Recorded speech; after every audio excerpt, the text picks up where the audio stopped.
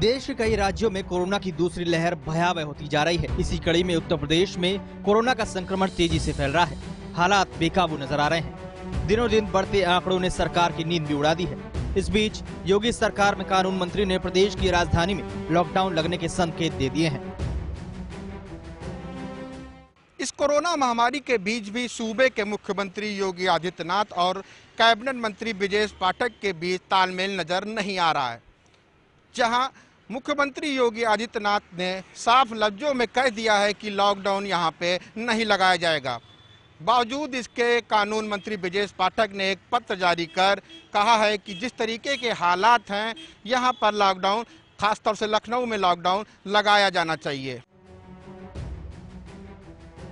योगी सरकार के कानून मंत्री ब्रजेश पाठक ने अपनी चिट्ठी में लिखा, अत्यंत कष्ट के साथ सूचित करना पड़ रहा है कि वर्तमान समय में लखनऊ जनपद में स्वास्थ्य सेवाओं का अत्यंत चिंताजनक हाल है। प्राइवेट अस्पतालों में कोरोना की जांच बंद हो गई है, जो बेहद गलत है। शहर में इस वक्त 17,000 कोविड जांच किटों की जरूरत है। लोग लगातार मदद के लिए फोन कर रहे हैं, लेकिन सुविधा नहीं है, इसलिए मदद भी नहीं हो पा रही है। ब्रजेश पाठक ने अपने पत्र में क्या क्या दिक्कतें गिनवाई वो आपको बताते हैं। 4 से 7 दिन लग रहे हैं कोरोना की जांच रिपोर्ट आने में। ब्रजेश पाठक ने कहा कि 5 से 6 घंटे में एम्बुलेंस पहुंच रही है। 2-2 दिन लग रहे हैं सीएमओ ऑफिस में भर्ती स्लिप मिलने में। कोविड अस्पतालों में बेड की संख्या कम है।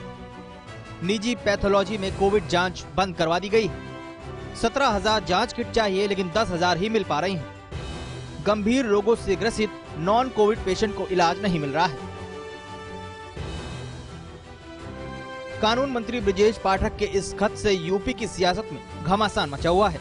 कानून मंत्री के खत के बाद विपक्ष को सरकार को घेरने का मौका मिल गया। समाजवादी पार्टी ने योगी सरकार पर निशाना साधते हुए कहा कि उत्तर प्रदेश में स्वास्थ्य व्यवस्था पूरी तरह से चरमरा चुकी है।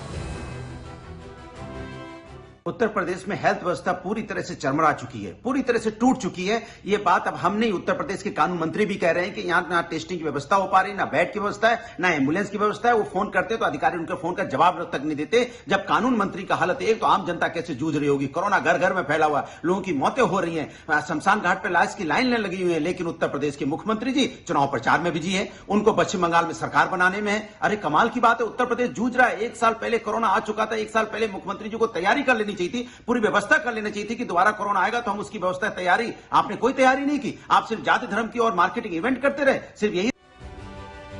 वहीं यूपी में कोरोना से बिगड़ते हालातों को लेकर कांग्रेस ने भी योगी सरकार पर हमला बोला है। कांग्रेस नेता अंशु अवस्थी ने सरकार पर निशाना साधते हुए कहा कि पिछले साल सरकार ने कोरोना की तैयारियों को लेकर अपनी पीठ थपथपाई थी, लेकिन अब सरकारी दावों की सारी हकीकत सामने आ रही है।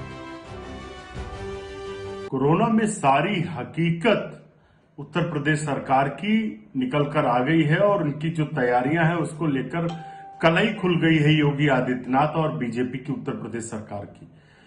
पिछले साल जब कोरोना की तैयारियों को लेकर पीठ थपथपा रही थी योगी आदित्यनाथ सरकार, बड़े बड़े दावे कर रही थी, तब से अब तक 385 दिन हो गए।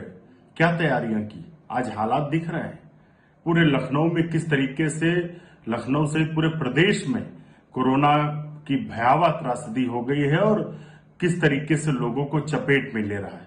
जिस समय सरकार कोरोना उत्सव मना रही है, उस समय उत्तर प्रदेश में तो चिता उत्सव चल रहा है।